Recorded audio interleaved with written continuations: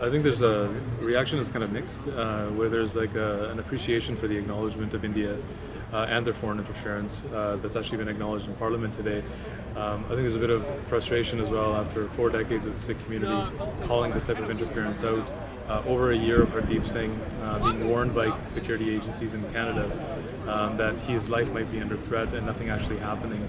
That it took actually Hardeep losing his life before this type of acknowledgement was made. So on one side where I see some acknowledgement and appreciation of these words, I think there's a frustration that will probably stay there until something more concrete action-wise actually happens.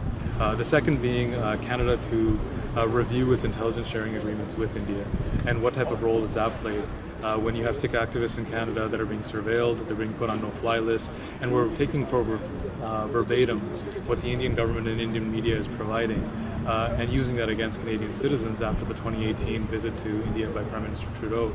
I think those intelligence sharing agreements, which we have no idea what type of information about our activists is being shared, we have seen the results here in Canada with people's bank accounts being frozen, people being put on no-fly lists, and people being harassed in other ways as well. I think there is one message is to our own community that this type of display by India on its foreign interference and Hardeep's death and political assassination, it's not going to deter us from our goal.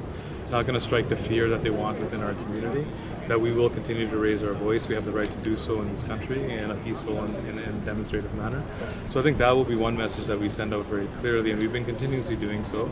And that helps our community as well not to be fearful of these types of situations. They come out in large numbers and they challenge India in that way. The second is also to relay kind of demands back to the Canadian government from there as well as to what our expectations of them are. That they've expelled an Indian diplomat today from this country on this foreign interference kind of like issue.